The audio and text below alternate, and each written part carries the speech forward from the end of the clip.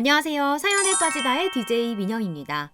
오늘 사연은요, 고구마와 사이다가 공존하는 사연인데요. 한편으로는 참 속상한 마음이 드는 그런 사연입니다. 우리 사연자분께서 전해주고 싶은 메시지가 있다고 하시는데, 오늘 사연 어떤 내용인지 함께 만나보겠습니다.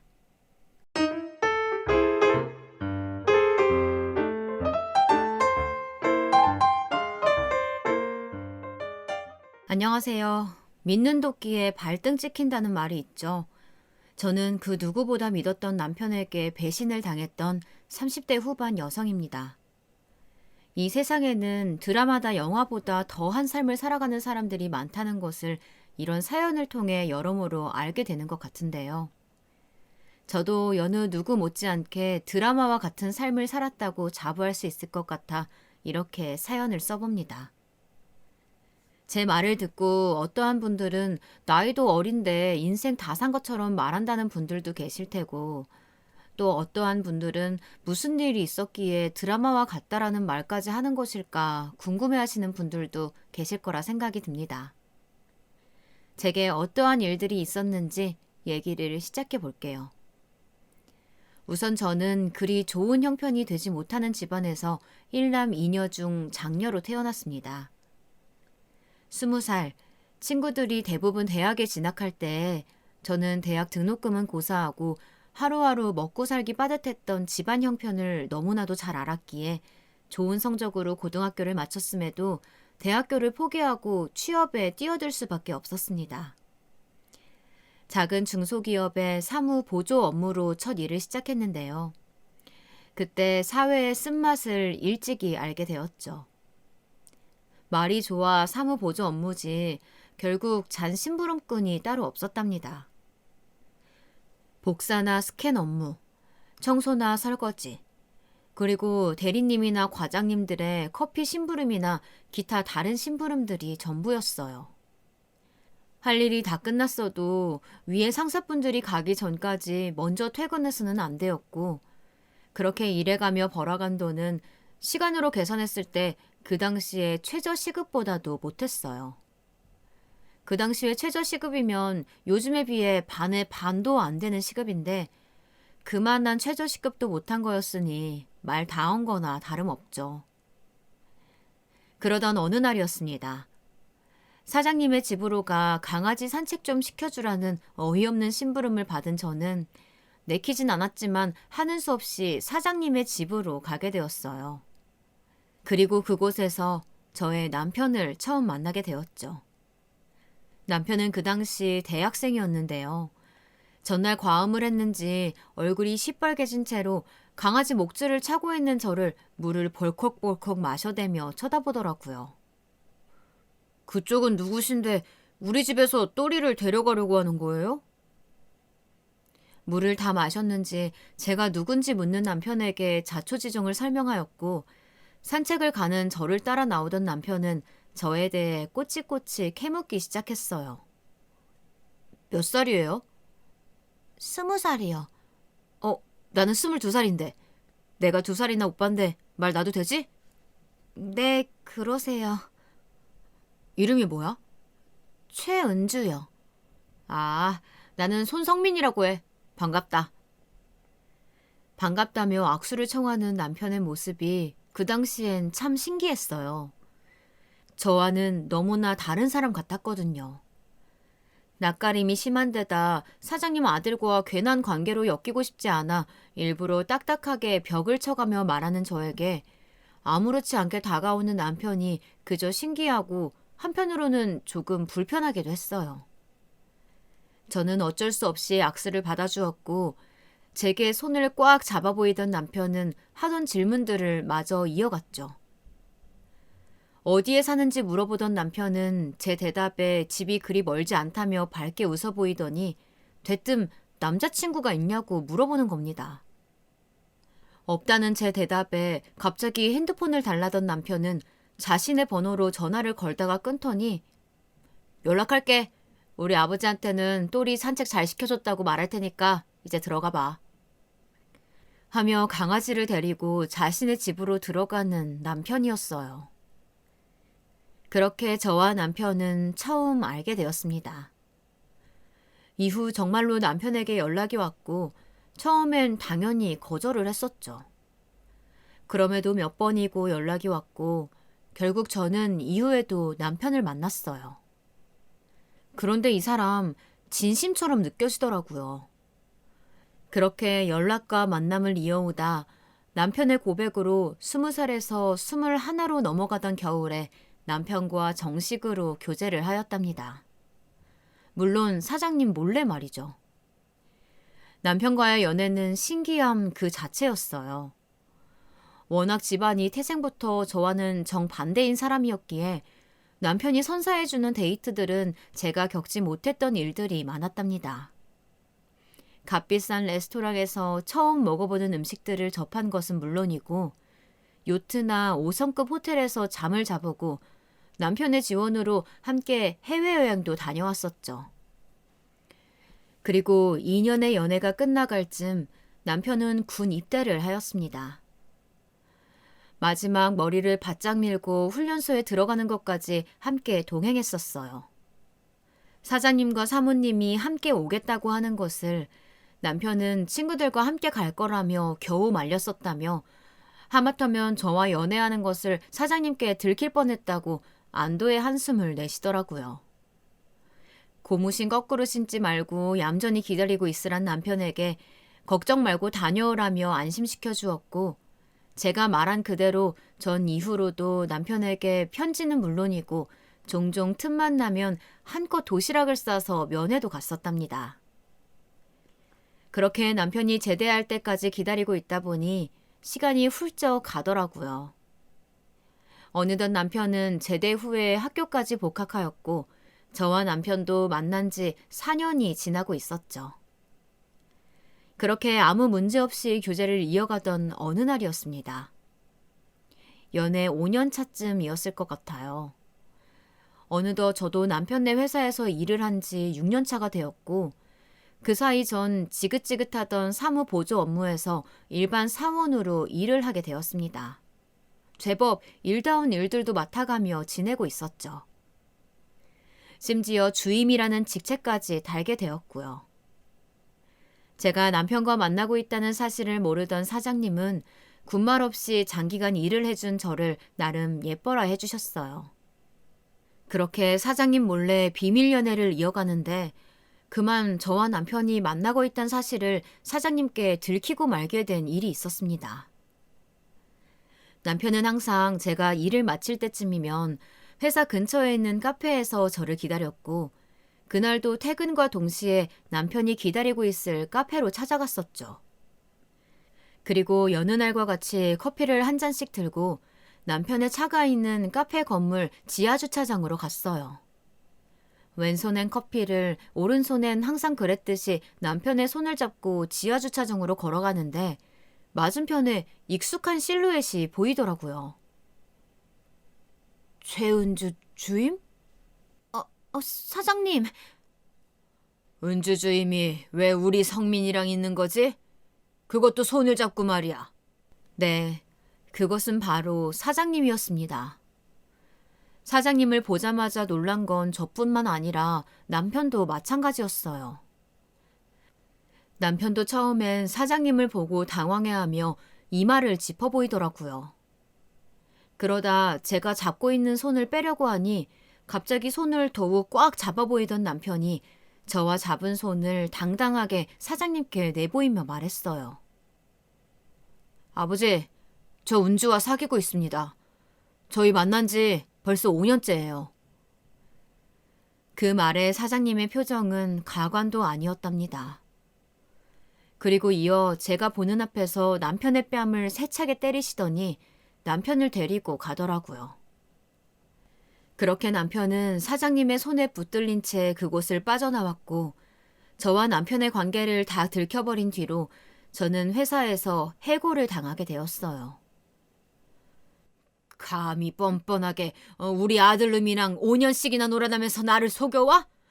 당장 이 회사에서 나가게. 이건 전적으로 최은재 씨 당신의 불순한 태도로 인해 벌어진 일이니까 회사에 뭐라고 바라는 게 있다면 꿈 깨고 앞으로 우리 성민이 볼 생각은 하지도 말게. 당장 유학이라도 보내버릴 테니까 드라마에서나 존재할 줄 알았던 일들이 펼쳐지니 어안이 벙벙하더라고요. 그때 제 나이는 고작 23세 불과했습니다. 한순간에 잘려버린 탓에 닥치는 대로 이곳저곳 이력서를 넣었었고, 그새 소문이라도 난 것인지 어째 넣는 곳마다 다 서류에서부터 탈락을 하였죠. 고졸인 것도 한몫할 테지만 말이에요. 전 어쩔 수 없이 이런저런 아르바이트를 시작하였습니다. 그리고 남편도 함께 아르바이트를 시작했어요. 남편은 제가 회사에서 잘린 지 얼마 안 되어 강제로 유학을 보내려는 사장님을 피해 집을 나왔다고 합니다. 차도 뺏기고 카드도 정지된 상태에 부모님과 함께 살고 있는 저희 집엔 들어올 수가 없었기에 며칠 숙박시설에서 머물었었어요.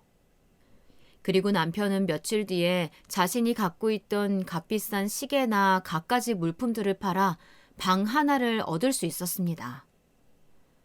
제게 함께 살자며 동거를 요청한 남편의 제안을 받아들인 저 또한 보증금과 월세를 보태 함께 살게 되었습니다.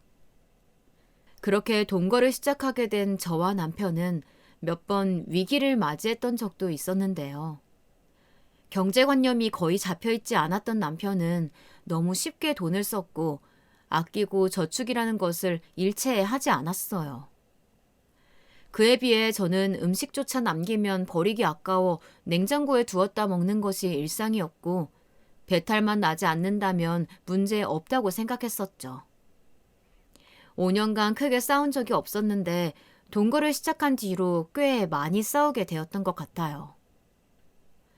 그래도 남편은 항상 제게 진심으로 대해주었고 싸워도 금세 화해할 수 있었죠.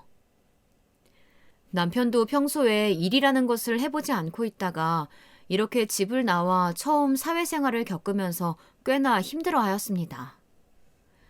쉽게 포기할 줄 알았던 남편은 그렇게 1년이 넘게 저와 함께 집을 나와 살았었습니다. 그러던 어느 날이었는데요. 주소를 어떻게 알았는지 사장님이 찾아왔고 저와 남편이 함께 있는 모습을 보고는 대차게 한숨을 쉬시며 교제를 허락할 테니 남편 보고 집으로 다시 돌아오라고 말하더라고요. 처음엔 남편도 사장님의 말들이 당황스러웠는지 생각에 잠겨있는 듯 했어요. 사실 남편은 그 당시 사장님이었던 자신의 아버지를 싫어했었거든요. 남편이 어릴 적부터 시아버지는 외도를 밥 먹듯이 하였고 항상 여자가 끊이질 않았다고 합니다. 심지어 엄마가 아파 수술을 받는 날에도 다른 여자와 시시덕거리고 있었다며 자신의 아버지를 싫어하며 자신만큼은 그리 살지 않겠다고 다짐해 보였던 남편이었어요. 그러다 저의 시어머니이자 남편의 어머니는 남편이 10대일 때 돌아가시고 말았고 엄마의 빈자리가 1년이 채 지나지 않아 시아버지는 새어머니라며 다른 여자를 데리고 왔었다고 합니다. 이후로는 새엄마와 함께 살고 있었고요. 그래서 남편은 집을 나와 저와 함께 살 때 그렇게 말했었어요. 안 그래도 그 집에 있기 싫었었는데 집을 나오게 되니까 너무 좋다고 말이에요. 그러면서 자신의 속사정을 말해주곤 제 손을 잡으며 말했었죠. 나는 절대 우리 아빠처럼 바람 피우며 은주 너를 속썩이지 않을 거야. 나한텐 은주 너뿐이야.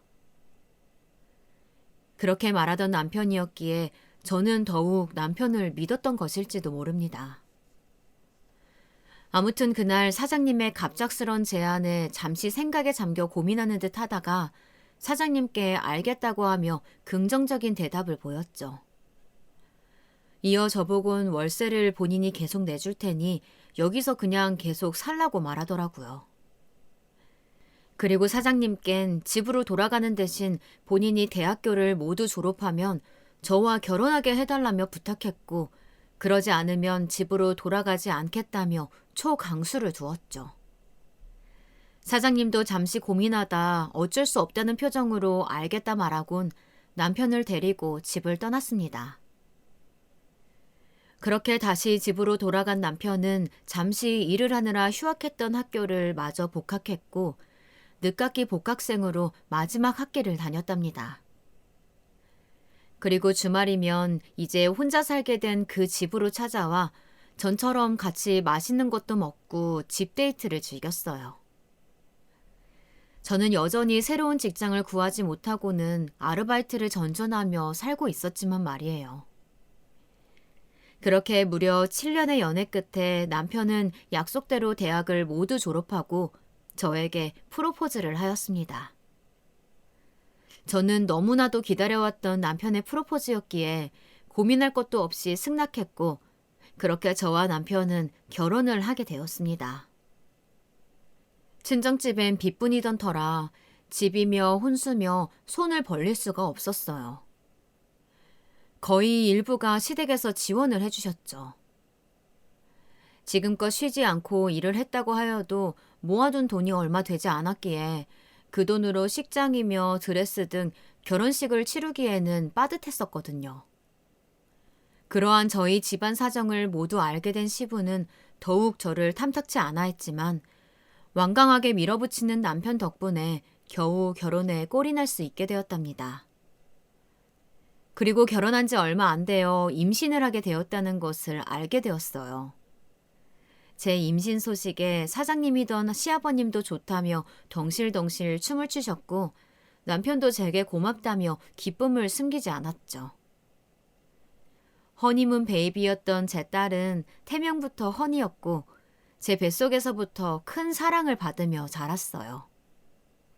그리고 너무나도 예뻤던 것은 태어나는 그 순간까지 큰 입덧도 없었고 진통도 오래 지나지 않아 딸아이의 울음소리를 들을 수 있었습니다. 시아버님은 언제 또 철학원까지 가서 딸아이의 이름을 받아왔고 민지라는 예쁜 이름으로 출생신고까지 일사천리에 마쳤습니다. 제 딸은 그렇게 모두의 축복을 한몸에 받았었죠. 그런데 뱃속에 있을 땐 속 한 번 썩이질 않던 아이가 낳고 나니 그리도 속을 썩이는 겁니다. 하루에 몇 번이고 울어대는 딸아이 덕분에 잠자는 시간은 고사하고 밥 먹을 시간조차 촉박했습니다. 아, 민지 울잖아. 아, 나 내일 아침부터 회의 있다고 말했지. 밖에 나가서 재우던가. 아, 시끄러워서 잠을 못 자겠다고.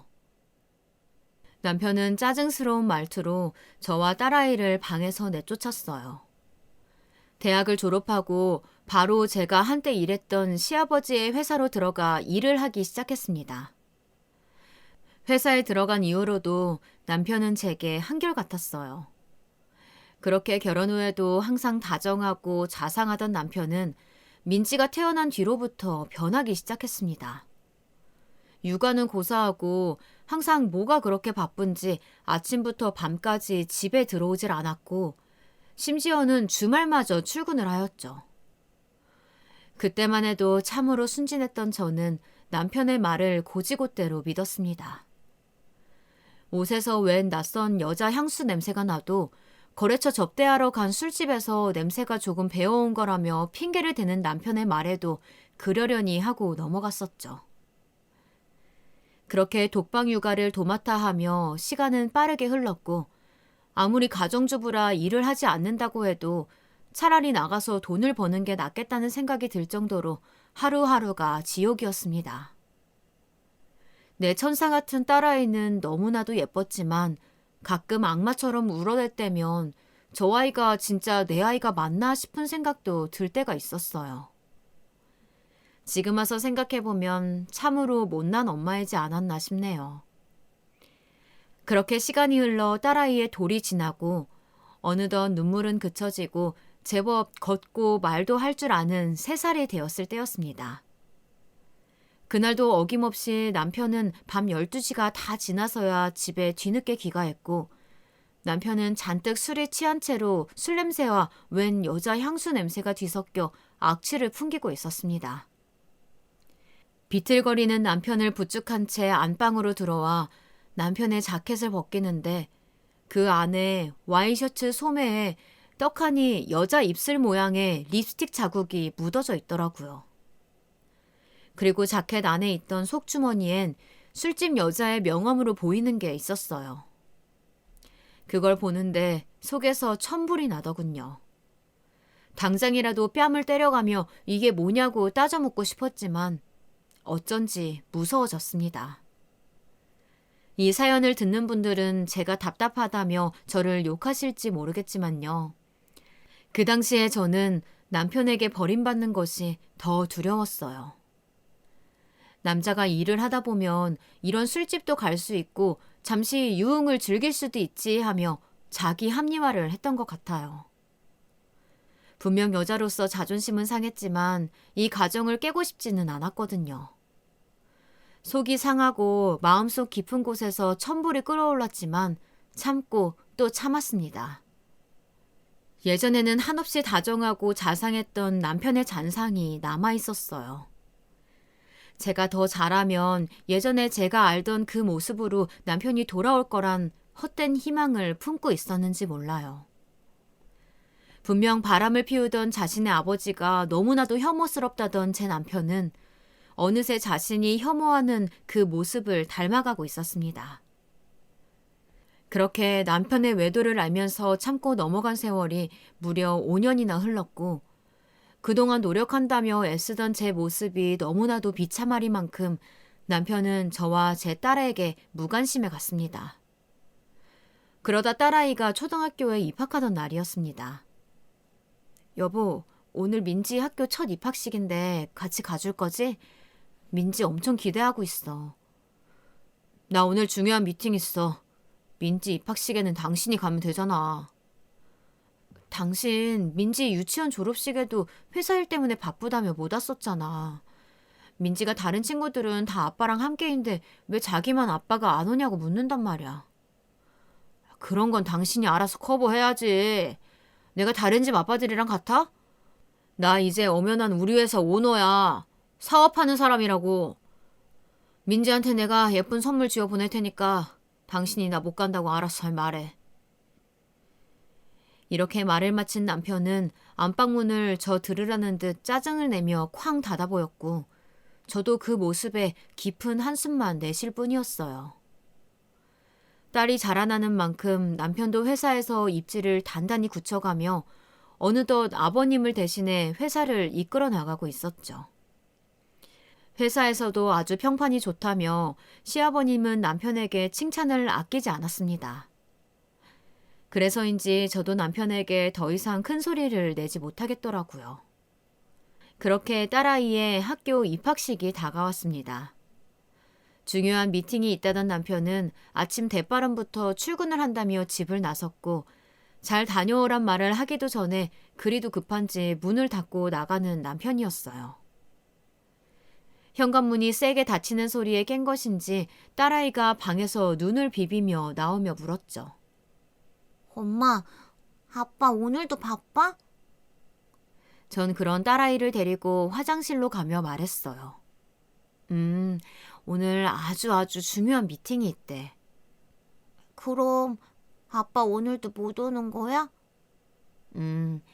하지만 아빠가 우리 민지 학교 입학 축하한다고 책가방이랑 예쁜 필통이랑 사다 주고 가셨어. 이따 저녁에 아빠 오면 고맙다고 인사해주자. 유치원 애들이 나보고 아빠도 없으면서 있다고 뻥치지 말라고 했단 말이야. 딸아이의 말에 저는 딸아이를 세수시키던 손을 잠시 멈칫했어요. 그게 무슨 말이야? 유치원 애들이 그런 말을 했었어? 응. 졸업식 때도 아빠가 안 오니까 애들이 나보고 아빠가 진짜 있는 거냐고 그랬어. 딸아이의 말을 듣는데 심장이 쿵 내려앉는 것 같더라고요. 엄연히 아빠라는 존재가 있음에도 그런 말을 듣고 있는 제 딸을 보며 너무나도 속상하고 말로 표현 못할 기분이 스쳐 지나갔어요. 딸아이가 유치원에 다닐 무렵에 학부모들 모임에 저는 항상 빠짐없이 참석했었거든요. 제 남편이 한 회사의 사장이란 점을 자랑하듯 말해 보였었고요. 그래서 제 딸은 당연하게도 그런 말도 안 되는 의심을 사리라 미처 생각하지 못했습니다. 아빠가 바빠서 못 오시는 거라고 말하지 그랬어. 말했어. 우리 아빠는 회사 사장님이라고. 그래서 바쁜 거라고. 회사에서 일하느라 민지 보러 못 온다고. 그런데 애들이 내 말을 안 믿는단 말이야. 급기야 엉엉 울음을 터뜨리는 딸아이는 세수한 것이 무색하게 다시금 얼굴을 눈물로 범벅였고 저는 다시 세수를 해주며 딸아이를 달랬어요. 알았어. 엄마가 우리 민지만 몰라줘서 미안해. 우리 민지 오늘 입학식인데 이런 울부 모습으로 보이면 안 되겠지? 뚝 그치고 엄마가 예쁘게 머리 해줄 테니까 예쁘게 하고 학교 가자. 겨우겨우 딸아이를 달랬었고 남편이 사놓고 간 딸아이의 책가방을 메주고는 딸의 손을 잡고 집에서 5분 거리엔 학교까지 함께 걸어갔어요. 딸은 예쁘게 따아진 머리와 남편이 선물로 주고 간 책가방을 보며 기분이 조금 풀렸는지 배시시 웃어 보였습니다. 전 그런 딸아이를 흐뭇하게 바라보았죠. 그러다 저는 딸의 기분을 살피며 조심스레 딸에게 물어 유치원에서 그런 나쁜 소리를 해댄 아이가 누구인지 물었어요. 그런데 딸아이의 입에서 나온 아이의 이름은 학부모 모임 때 저와 꽤 친하게 담소를 나누던 엄마의 아이 이름이었어요. 저는 딸아이 입학식이 진행되는 동안 딸아이 입 밖으로 나온 그 아이의 엄마에게 전화를 걸었습니다. 저기요, 현수 어머님. 도대체 현수에게 어떻게 말을 했길래 현수가 우리 민지한테 아빠가 없다느니 그런 말을 하는 거죠? 어머, 민지 어머님. 다짜고짜 전화해서 안부는 고사하고 갑자기 애들끼리 장난 좀 친 걸 가지고 따지고 그러세요. 그렇게 안 봤는데 사람 참 무례하시네요. 뻔뻔하게 나오는 상대 학부모의 태도에 기가 막혀 말이 안 나오더라고요. 제가 뭐라 더 따져 물으려 겨우 입을 떼는 순간 상대 엄마의 말에 다시 입이 다물어지고 말았습니다. 그리고요, 민지 어머님. 우리 집 옆집 사시는 애 엄마 남편이 민지 어머님이 말하던 그 남편분네 회사 사장이랍디다. 그 집은 오고 가며 몇 번 그 남편분과 함께 마주친 데다가 명함까지 직접 받은 적이 있어요. 그런데 그렇게 뻔뻔하게 남의 남편을 자기 남편이라고 뻥을 쳐대는데 내가 어떻게 그 말을 믿겠어요? 그냥 민지네는 아빠가 없어서 남의 남편을 자기 남편이라고 거짓말로 둘러대는구나 이렇게 생각하죠. 네? 그게 무슨 소리예요? 명함 받은 거 확실해요? 진짜 제가 말하던 그 회사 사장 명함이던가요? 그렇다니까요. 제가 뭐 사진이라도 찍어서 보내드려요? 전 명함 받은 걸 찍어서 보내주냐는 학부모의 말에 괜찮다면 부탁 좀 드리겠다고 말하였고 몇 분이 안 가 그 학부모는 정말 제 남편과 동일한 명함을 찍어 보내주었어요. 도대체 이게 무슨 상황인 건지 감이 오지 않았죠. 전 딸아이가 반 안에서 환하게 저를 보며 손을 흔들어대는 모습에도 웃어줄 수가 없었습니다. 그 정도로 몸이 굳고 말았답니다. 딸아이의 입학식은 금방 끝이 났고 담임 선생님과 짧은 상담이 있었지만 제 귀에 아무것도 들리지 않을 정도로 집중이 하나도 되지 않았어요. 모든 과정이 끝나고 어느새 친해진 같은 반 다른 여자아이와 놀겠다는 딸아이를 해당 여자아이의 학부모에게 부탁하며 잠시 맡겨놓은 뒤 다시 현수네 엄마에게 전화를 걸었습니다. 현수 어머님, 저도 지금 이 상황이 어떤 상황인지 도통 감이 안 오는데요. 의심이 가는 건 있어서요. 괜찮으시면 만나서 얘기하시죠. 제가 그쪽으로 갈게요. 혹시 주소가 어떻게 되시나요? 제 말에 현수 어머님은 메시지로 주소를 찍어 보내주었고 빈손으로 남의 집에 들리긴 뭐해 현수 어머니에게 선물해 주려고 근처 대형마트에서 제일 값이 나가는 고급 와인을 사들곤 택시를 타고 그곳으로 갔습니다. 옆 동네긴 하지만 저희 집과는 차로 10분 거리인 꽤나 가까운 거리에 위치한 고급 아파트였어요. 현수 어머님이 찍어준 해당 층수까지 올라가서 현관문 앞에까지 와 벨을 누르고 기다리고 있는데 참 타이밍이 우습게도 엘리베이터에서 내리는 남편을 보고 말았습니다. 그것도 제 딸 민지의 손이 아닌 다른 작은 남자아이의 손을 꽉 잡고선 말이에요. 그 작은 남자아이를 중심으로 옆에는 다른 여자가 함께 있었습니다. 그리고 그 여자의 얼굴을 보는데 들고 있던 와인을 그만 놓치고 말았어요. 쨍그랑하며 요란한 소리가 나고 와인은 그 자리에서 깨져버렸습니다. 그 소리에 그 여자와 남편, 그리고 아이까지 모두 저를 쳐다보았고 그 남자아이를 제외한 두 사람은 귀신이라도 본 것 마냥 놀란 토끼 눈을 하고 있었죠. 진즉에 문을 열어 모든 상황을 지켜보게 된 현수 어머님은 떨어진 와인을 보고 괜찮으냐며 제게 물었지만 전 아무런 대답을 할 수가 없었습니다. 어머, 민지 어머님 괜찮아요? 이거 와인 아까워서 어떡해. 어머, 진우네도 왔네요. 진우 어린이집 입소는 잘 하고 온 거예요? 현수 어머님은 떨어진 와인을 줍다가 제 앞에 서 있는 남편과 작은 남자아이와 그 여자를 보곤 말하였습니다. 이후 무어라 말을 하는데 더 이상 아무 소리도 들리지 않았던 저는 곧장 남편이 있는 곳으로 다가섰고 옆에 아이가 있든 말든 상관치 않고 소리쳐 물었어요. 오늘 중요한 미팅 있다며. 당신이 말한 중요한 미팅이 다른 집 애 어린이집 입소하는 거 보고 오는 거야? 우리 민지는 유치원 졸업도 초등학교 입학식도 같이 안 갔잖아. 어떻게 된 일인지 당장 설명해. 악에 바친 제 목소리가 복도 전체를 쩌렁쩌렁하게 울렸습니다. 눈에 뵈는 게 없었거든요. 제 분노에 남편 옆에 있던 그 작은 남자아이는 그만 울음을 터뜨렸고 그 옆에 있던 다른 여자가 곧장 그 아이를 달래며 현수 어머님네 옆집으로 들어갔습니다. 현수 어머님도 제 소리에 깜짝 놀랐는지 쪼그려 앉은 채 와인 파편들을 줍고 있다 발라당 자빠져 버렸고 상황이 심각하단 걸 느꼈는지 집 안으로 다시 들어가 보이더군요. 당신이 여기를 어떻게 알고 왔는지 모르겠지만 따라 나와. 나가서 말해.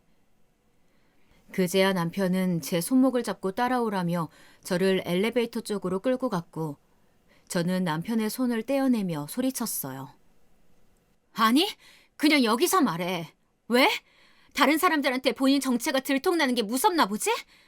어디 설명이나 해봐. 당신네 회사 김지연 씨가 왜 당신과 함께 있는지, 또 그 중간에 남자아이는 뭔지 다 설명해보라고! 제가 남편과 교제를 한다는 사실을 시부에게 들키기 전 제가 주임으로 승진을 하였을 때 저보다 2살 어린 신입사원 한 명이 추가로 채용되었었어요.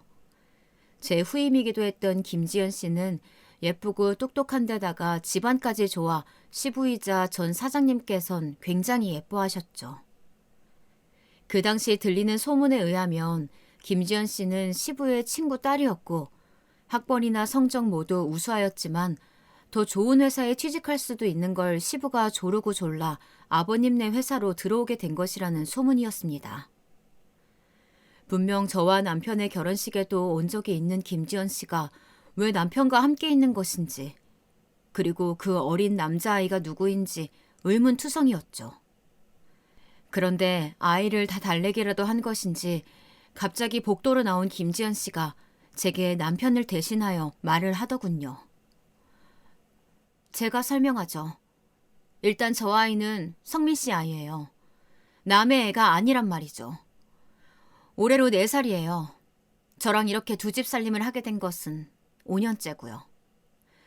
그리고 이런 사실을 아버님도 알고 계세요.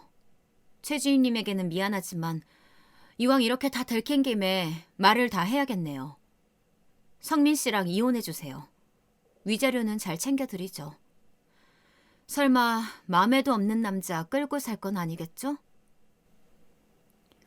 김지연 씨의 말들은 충격 그 자체였습니다. 남편이 두 집 살림을 한 것도 모자라 상간녀랑 애까지 낳고 살고 있었다니. 드라마에서나 나올 법한 일들을 겪다 보니 머리가 멍해지더라고요. 그리고 이혼하라는 그 뻔뻔한 태도에도 전 아무 말도 할 수가 없었습니다. 그저 그곳을 나와 그 두 사람이 보이지 않는 곳에서 몰래 눈물을 훔치는 일밖에는 할 수 있는 것이 없었죠. 그러다 문득 아버님도 이 모든 사실을 알고 있었다는 김지연 씨의 말이 떠올랐고 그 길로 시댁으로 향했습니다. 벨을 누르자 현관문을 열어준 것은 남편의 새엄마이자 민지 할머니였던 제 시어머님이었어요. 갑자기 찾아간 제 모습을 보고 놀란 시몬은 연락도 없이 어쩐 일이냐며 물었지만 대답은 하지 않은 채 물었어요. 아버님은 안에 계시나요? 안방에 계시다만 무슨 일이 있는 거니? 죄송합니다, 어머님. 제가 다음에 다시 말씀드릴게요.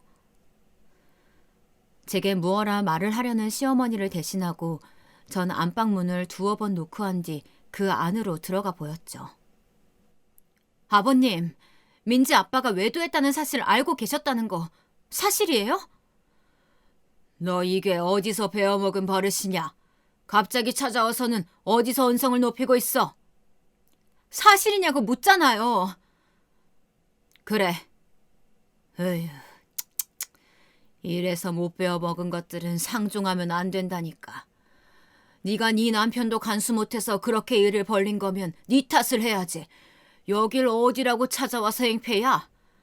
어떻게 알게 된 건지 모르겠지만 니들 이렇게 된 김에 이혼해라. 성민이도 보니까 진우 애미한테 아예 마음 굳힌 것 같고 너도 이미 마음 떠난 사람 괜히 붙잡고 있지 말고 그냥 정리하고 새 출발해라. 아버님이 어떻게 그러실 수가 있으세요? 다 알았을 때 그때 최소한 저한테 말씀은 하셨어야죠. 어떻게 그걸 다 알면서 그냥 넘어가실 수가 있으세요? 정말 너무하시네요. 그렇게 말을 마친 저는 곧장 시댁을 나와 민지가 있는 민지 친구네로 갔습니다. 아직 마음을 다 추스리지는 못했지만 딸아이를 다른 집에 너무 오래 맡겨둘 수가 없었어요. 저는 눈물을 닦아내고 딸아이 친구네 초인종을 눌렀고 그곳에서 엄마 하며 딸아이가 뛰쳐나와 제 품에 안겨 보였죠.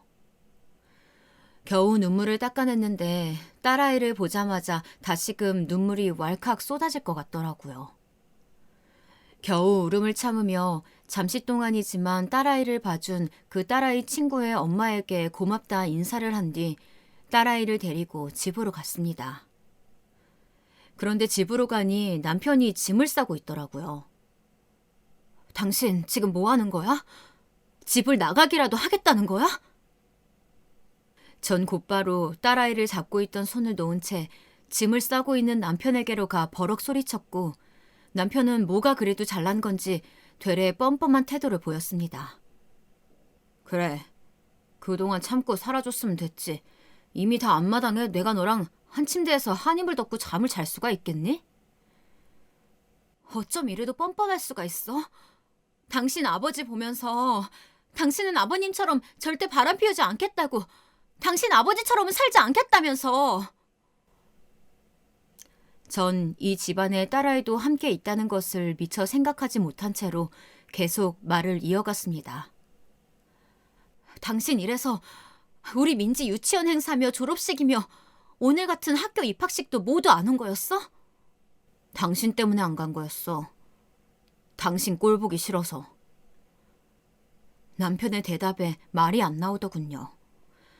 기가 차서 입 밖으론 헛웃음만 새어나왔고 남편은 어느새 짐을 다 싼 것인지 캐리어와 큰 가방 몇 가지를 들더니 제게 말했어요. 위자료는 이 집이면 되지. 이혼 서류는 변호사 통해 전달될 거야. 원만하게 협의 이혼하자. 괜히 일 키우지 말고. 아, 그리고 민지는 내가 키울게. 뭐? 당신이 뭔데 우리 민지를 키워? 절대 안 돼. 청청병력과도 같은 말이었어요. 제게 하나뿐인 제 마지막 신락 같은 기쁨이던 제 딸을 데리고 간다니 그것도 그런 상간녀와 함께 살게 둘 수는 없었죠. 넌 능력도 없잖아. 내가 민지 잘 키울게. 행여나 소송 같은 거 할 생각은 꿈도 꾸지 마. 어차피 변호사 선임할 돈도 없겠지만 네가 나랑 싸워봤자 싸움이나 되겠어? 그리고 너도 민지를 위해 무엇이 더 나을지 잘 생각해봐. 일 안 하고 산 지 10년 넘은 네가 지금 나와 일을 한다고 해봤자 네 몸 하나 간수하기 힘들 텐데 민지를 데리고 잘 살 수나 있겠어? 민지 오늘 초등학교 입학했어. 어쩜 말을 해도 저렇게 재수없게 하는 것인지 속에선 천불이 끓어오르고 울분이 쏟아졌지만 차마 남편의 말들을 반박할 수가 없었어요. 영 틀린 말들은 아니었거든요. 그저 입을 앙 다문 채로 남편을 노려볼 뿐이었죠. 아무것도 할 수 없는 제 자신이 참으로 무기력해 보였고 못나 보였어요. 그때 느꼈던 그 수치심은 감히 말로 표현할 수가 없네요. 민지는 다음 주에 데리러 올 거야. 지금 그 집에 민지가 쓸 방을 리모델링 중이거든. 그때까지 민지랑 잘 즐기고 있어. 민지 짐도 미리 싸주면 고맙겠고. 민지 학교는 그대로 다니게 할 거야. 입학한 지 얼마 안 돼서 전학시키기도 그렇고 그 집하고 학교까지 거리도 뭐 엄청 먼 것도 아니니까. 그 말을 끝으로 남편은 현관문 앞까지 캐리어와 싸둔 가방들을 끌고 나왔고 방 안에 있던 딸아이는 남편이 나간다는 것을 안 것인지 방에서 뛰쳐나와 남편에게 가 물었죠. 아빠 어디 가요? 엄마랑 싸운 거예요? 딸아이의 말에 남편은 민지 키에 맞춰 몸을 낮추더니 눈높이를 맞춰가며 말하더라고요. 민지야, 아빠 말 잘 들어. 엄마랑 아빠는 이제 부부가 아니야. 우리 민지 아빠가 다음 주에 데리러 올게. 그동안 엄마랑 재밌게 놀고 있어? 학교도 잘 다니고 선생님 말씀 잘 듣고 친구들이랑 잘 놀고 있고. 딸아이는 남편의 말에 동그란 눈에 눈물이 그렁그렁 차올랐지만 겨우 울음을 참아내려 하는 것처럼 보였고 고개만 끄덕여 보였습니다. 업전 남편은 애한테도 그리 매정하게 말을 할 수가 있는 것인지 잘 돌려 말하면 안 되는 것인지 정말 저런 남편에게 내 딸을 보내도 되는 것인지 마음이 착잡했어요. 남편은 그 말을 끝으로 집을 나갔고 남편이 나가자 참았던 눈물을 터뜨리며 엉엉 우는 딸아이를 겨우 달래주었죠. 겨우 달랜 딸아이를 씻기고 침대에 눕혀 잠을 재우려는데 딸아이가 갑자기 조망만한 손으로 제 손을 잡더니 말하더라고요. 엄마, 아빠랑 화해하면 안 돼? 그 말을 듣는데 왜 그리 마음이 시큰거리던지 저는 딸아이를 품에 안으며 미안하단 말만 해보일 뿐이었습니다. 그리고 얼마 안 가 뭐가 그리도 급한 건지 곧바로 남편 쪽 변호사에게 연락이 왔고 저는 그렇게 힘없이 이혼을 당하고 말았습니다. 이혼 서류에 도장을 찍는데 손이 벌벌 떨리더라고요. 무려 17년을 알고 지낸 남편과 그렇게 짧게 끝이 났습니다. 솔직히 그때까지만 해도 실감이 잘 안 났어요. 참 배신감에 치가 떨리고 꼴도 보기 싫다가도 행복했던 과거를 떠올리면 다시 남편이 제게 돌아와 주길 멍청하게도 바랬었죠. 하지만 얼마 안 가 남편은 제게 딸아이마저 뺏어갔습니다. 약속했던 일주일의 시간이 흐른 뒤에 찾아온 남편은 딸아이를 데리고 갔고 그렇게 전 홀로 남게 되었습니다. 남편이 벌어다 주던 생활비가 끊기니 당장 제가 직접 돈을 벌어 생활을 해야 했어요. 제대로 사회생활을 하지 않은 것이 어언 10년이 훌쩍 넘었고 그렇게 경력 단절이 된 저를 받아주는 기업은 없었죠. 결국 마트 아르바이트로 시작을 했었어요. 계산대에서 계산을 해주는 계산원이었죠. 그리고 그곳에서 잠시 잊고 있던 현순의 어머님을 마주치고 말았습니다. 어머, 이게 누구야? 민지 어머님 아니세요? 여기서 일하시는 거예요? 아, 네. 어쩌다 보니 그렇게 됐어요. 현수 어머님은 이쪽 동네 마트까지 오셔서 장 보시는 거예요? 아, 이 근처에 우리 친정집이 있거든요. 겸사겸사 들렸는데 이거 엄청난 우연이다. 안 그래도 그날 그렇게 가시고 연락 없으셔서 마음 쓰였거든요. 혹시 오늘 몇 시에 끝나세요? 괜찮으시면 끝나고 같이 커피라도 한잔 할까요? 갑작스러운 제안이었지만 지난번에 제대로 인사도 못하고 가버린 것도 마음에 쓰였고 또 우리 민지가 살고 있는 그 집 바로 옆집에 사시고 계시니 민지에 관해 저 또한 물어보면 좋겠다 싶어 흔쾌히 제안을 승낙했어요. 마침 교대 시간도 가까워져 왔었고 현수 어머님껜 조금만 기다려달라고 말하곤 남은 시간까지 일을 모두 마쳤죠. 그리고 마트 안에 있는 카페로 향했습니다. 지난번에는 자기가 오해해서 미안했다며 본인이 커피를 사겠다던 현수 어머님은 자연스레 주문을 하였습니다. 저도 큰 거절은 하지 않았고요. 그리고 금방 나온 커피를 제 자리에 놓아주던 현수 어머님이 먼저 입을 열었습니다. 이까 커피로 어디 사과나 되겠어요? 다음엔 밥이라도 사드릴게요. 제가 저는 결례가 많았어요, 민지 어머니. 아니에요. 현수 엄마가 오해할 만했죠. 저마저도 제 남편이 두 집 살림을 하리라곤 상상도 못했는걸요. 역시나 맞죠? 두 집 살림. 민지 엄마가 조강지처고 진우 엄마가 그럼 상간녀였던 거 맞죠? 네, 다 들으셨구나. 그날 워낙에 복도에서 큰 소리로 떠들었기에 현수 엄마가 모든 얘기를 다 들었으리라고는 생각했는데 눈치가 빠른 것인지 상황 파악이 잘 되는 것인지 단번에 상황들을 캐치해낸 현수 엄마라 제가 더 자세히 설명할 필요가 없었어요. 민지가 진우 엄마랑 같이 살던데 이혼하고 민지까지 보낸 거예요? 네. 아무래도 경제력이 남편이 훨씬 좋았고 민지한테도 엄마 혼자 있는 것보단 비록 새엄마여도 제대로 된 가정 속에서 사는 게 더 낫겠다 싶어서 어쩔 수 없이 보냈어요.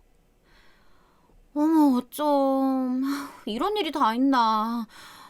진짜 속이 말이 아니시겠어요, 민지 어머니. 현수 엄마에게 이렇게 위로를 받을 줄은 상상도 못했는데 그 말을 듣는데 눈물이 나올 것만 같더라고요. 현수 엄마는 그런 제 마음을 알기라도 한 건지 제 두 손을 꼭 잡아 보였고 생각보다 따뜻했던 그 손은 저를 한 번 더 위로해 주었습니다. 사실 딸이 그렇게 가버린 지도 벌써 반년이 지났었습니다. 딸도 남편도 없이 홀로 남겨진 그 집에서 우울한 삶을 살아가던 제게 꼭 필요했던 위로가 아니었나 싶어요. 이후 제 얘기를 모두 들어주던 현수 엄마가 좋은 게 생각났다며 잠시 자신의 핸드폰으로 뭔가를 검색하더니 제게 그 핸드폰을 보여주며 말했어요. 경력 단절된 여성들에게 지원해주는 건데 자격증도 딸 수 있게 해주고 지원금도 나온대요. 나 아는 애기 엄마도 이걸로 회사 취직했다고 들었어요. 민지 엄마도 한번 알아봐요. 이런 마트에서 시간 낭비하지 말고 더 큰 곳에서 보란 듯이 잘 살아주는 거예요. 제게 있어 너무나도 좋은 정보였습니다. 제대로 된 곳에서 매달 나오는 월급 받고 안정적으로 자립하며 살 수 있다면 딸아이를 다시 되찾아올 수도 있지 않을까 하는 희망이 생겼거든요. 너무 고마워요, 현수 엄마. 고맙긴요. 괜히 내가 한 오해 때문에 민지한테 불미스러운 소문 돌게 된 걸 생각하면 내가 더 미안하지. 참, 그리고 내 남편이 변호사예요. 민지 엄마 혹시라도 변호사 선임할 일 생기면 언제든지 연락해요. 내가 남편한테 잘 말해서 변호사 선임비 최대한 절충해 볼 테니까. 그럼 지난번처럼 애 뺏기는 일은 없을 거 아니야. 현수 엄마는 남편의 명함이라며 변호사 명함을 하나 건네주었고 그 명함이 언젠가 제게 동아줄이 될 것만 같아 냉큼 받아 넣었어요.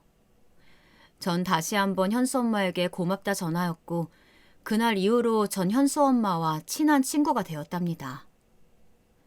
그로부터 시간이 더욱 흘렀어요.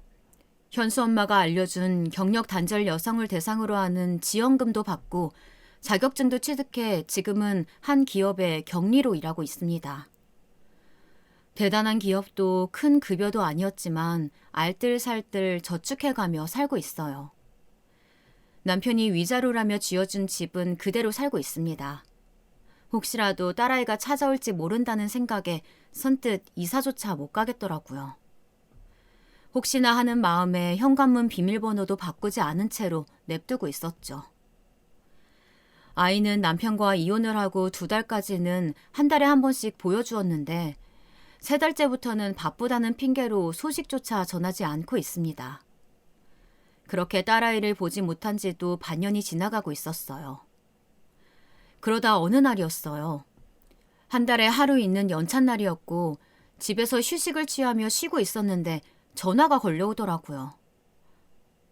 민지 엄마, 사실 얘기 못했던 게 있는데 이런 말을 해야 하나 말아야 하나 싶었거든. 뜬금없이 걸려온 현수 엄마 전화에 난데없이 뜸을 들이는 바람에 더욱 궁금했죠.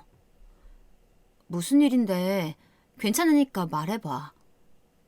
아니, 몇 달 전부터 민지 울음소리가 그렇게 들리더라고. 뭐 애들 키우는 집에서 애들이 내는 울음소리야 흔한 일이니까 그러려니 했지. 그런데 한 달 전쯤이었나? 무언가 찰싹찰싹 때리는 소리가 들리는 거야. 그때 민지 울음소리도 같이 들리고 막 민지가 죄송하다고 하는 소리도 들리고 설마 아니겠지 했는데 어젯밤에 엘리베이터에서 민지가 혼자 심부름을 하고 온 건지 비닐봉지 큰 거를 낑낑대면서 혼자 들고 오더라고. 그래서 내가 도와주려고 비닐봉지를 대신 들어주다가 봤는데 민지 몸에 멍이 있는 것 같았어. 그리고 애도 꼴도 말이 아니었고.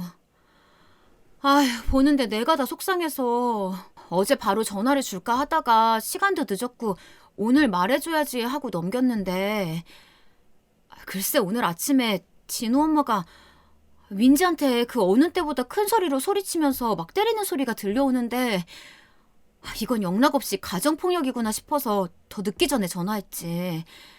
혹시 몰라서 녹음도 해놨는데 이걸 어쩌면 좋아? 민지 말이야. 별일 아니어야 될 텐데. 전 현수 엄마의 말을 듣는 내내 제정신이 아니었던 것 같아요. 심장이 곤두박질 치다 못해 내리꽂는 기분이었죠. 전화를 끊고 당장 그 집을 쳐들어갈 생각으로 간단하게 나갈 채비를 하는데 현관문 도어락이 열리는 소리가 들리더라고요. 올 사람이 없는데 누군가 하여 바로 나가보았더니 그곳에 제 딸이 웬 거짓골을 한 채로 있는 게 아니겠어요? 엄마, 나 배고파요. 밥 주세요. 이제는 9살이 된 딸아이는 8살 때 본 모습보다 더욱 마른 몸을 하고 있었습니다. 저는 그런 딸아이를 보자마자 부둥켜 껴안고 한참을 울었어요. 제가 울자 아이도 울음을 터뜨리더라고요. 엄마가 미안해, 민지야. 민지 이렇게 힘들게 둬서 너무 미안해. 딸아이의 머리를 쓰다듬어주며 미안하다 하자 딸은 제 품속으로 더욱 들어오더라고요. 그런 딸의 어리광에 제 눈물은 점차 사그라졌고 딸도 같이 눈물을 멈추더니 다시 한번 배고프다고 말하더라고요. 그제야 딸의 모습이 더욱 자세히 보였습니다. 딸아이의 볼은 누가 봐도 맞은 것 같이 한쪽이 빨갛게 부어 있었고 로션도 안 발라준 것인지 얼굴이며 몸이며 다 터 각질이 일어나 있었습니다. 한참 많이 먹어야 할 시기에 굶기라도 한 것인지 몸은 삐쩍 말라 있었고요. 그리고 손목과 다리 안쪽에 멍이 시퍼렇게 들어져 있었습니다. 그 모습을 보는데 여러 감정이 교차하더라고요. 엄마의 슬픔과 분노, 그 어떤 말로도 표현이 안 되는 복합적인 기분이었습니다. 당장이라도 그 집으로 달려가 그 두 년놈들을 패주고 싶었어요. 사람 같지도 않은 그 두 인간들을 똑같이 벌주고 싶었죠. 하지만 그런다고 일이 해결되지 않는다는 것을 그 누구보다 잘 알았기에 다른 계획을 잡기로 했습니다. 더 이상 약해 빠진 모습을 보이면 안 되겠다 싶었어요. 마음을 굳게 먹고 그 망할 남편놈과 상간녀인 그년을 수렁에 빠뜨릴 복수를 준비했습니다. 사회에서 아예 매장을 시키기로요. 이후 배고프다는 딸을 데리고 근처 고깃집으로 갔어요. 예전에도 딸아이가 좋아하던 고깃집이었는데 오랜만에 밥을 먹는 것처럼 다 구워지지도 않은 고기들을 허겁지겁 집어먹더니 이내 화장실로 달려가 오바이트를 하더라고요. 그 모습을 보는데 너무나도 속상해 또다시 그 두 년놈들에게 이가 갈렸죠. 혹시나 딸아이의 몸이 잘못된 것은 아닐까 하여 곧장 병원으로 데려가 검사를 진행하였습니다. 불행인지 다행인지 특별히 병이 있거나 큰 이상이 있던 것은 아니었지만 빈혈기와 몇 군데의 타박상이 보였다고 해요. 의사 말로는 누군가에게 맞은 듯한 타박상이었다고 합니다. 그렇게 진단서를 끊고는 수액을 맞고 있는 딸아이에게 가 조심스럽게 물었습니다. 민지야, 누가 너를 이렇게 만들었어? 그러자 큰 눈망울에 눈물이 글썽이던 딸은 닿은 작은 입술을 열어 말해주었죠.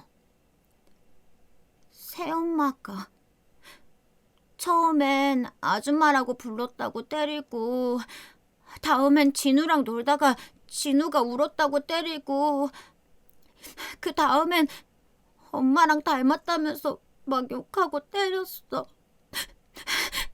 엄마, 나 너무 무서웠어. 아빠는 새엄마가 민지 때린 거 몰라? 아빠도 알아. 근데 나한테 신경 하나도 안 써. 맨날 진우만 예뻐하고 진우만 챙겨. 나 그 집 가기 싫어, 엄마. 그냥 엄마랑 나랑 우리 집에서 둘이 살면 안 돼? 알았어. 엄마랑 둘이 살자. 앞으로 우리 민지 어디도 못 데려가게 할 거야. 전 엉엉 우는 딸을 다시 한번 안아주었고 그 망할 두 년놈들을 생각하며 손을 꽉 쥐는 탓에 손바닥이 손톱 자국에 패어버린 것도 몰랐었죠. 그리고 병원을 나오는 길에 현수 엄마에게 전화를 걸어 모든 상황을 말해주었습니다. 그리고 도움을 요청했어요. 전에 현수 엄마에게 받은 명함을 꺼내들고 현수 아빠가 변호사로 있는 변호사 사무실로 갔습니다. 그리고 그곳에서 딸에게 더욱 자세한 말들을 들을 수 있었어요. 집에서는 물론이고 엘리베이터나 차 안에서도 딸아이를 말을 안 듣는다는 얼토당토 않는 핑계로 상간녀이자 계모인 그녀는 딸에게 손찌검을 하였다고 합니다. 불행 중 다행인 것은 딸은 일기장에 그 모든 내용들을 써놓았었고 엘리베이터에서 딸에게 폭력을 행사했다는 CCTV 증거 영상을 일기장 속 날짜와 대조하여 확보할 수 있었다는 거였죠.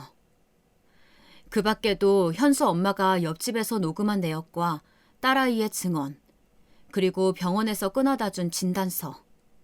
이 모든 것들로 딸아이의 양육권은 물론이고 남편놈과 그 상간녀를 나락으로 보내버릴 수 있었죠. 그날 저녁이 지나고 밤 12시가 지나서야 전 남편 놈에게 전화가 오더라고요. 민지가 없어졌는데 혹시 거기 있냐면서 말이에요. 참으로 어이가 없었고 전 참지 못하고 욕설을 내뱉으며 전화를 받았죠. 너 진짜 뭐하는 새끼니?